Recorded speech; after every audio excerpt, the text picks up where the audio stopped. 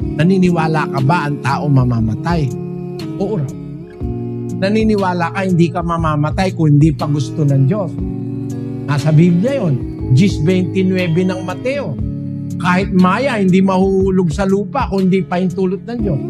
O hindi ka mamamatay kung hindi pa gusto ng Diyos. Kung hindi pa gusto ng Diyos, huwag ka matakot mamatay. Kasi pag natatakot ka mamatay, parang natatakot ka sa gusto ng Diyos. Ang paniwalaan mo, mamamatay ako pag gusto ng Diyos. Pag hindi pa gusto ng Diyos, di pa ako mamamatay. Yun ang paniwalaan mo. O maaalis yung takot mo kako. Kaya ka lang kasi ako natatakot ka mamatay, matakot ka malugi na. Yung lahat ng takot na yun, yun ang nagiging dahilan ng depression.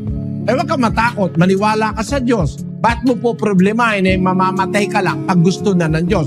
Kung hindi naman gusto ng Diyos, di ka pa naman mamamatay. Maya nga, hindi mahuhulog sa lupa Kung hindi kalooban ng Ama na nasa langit Kung yun lang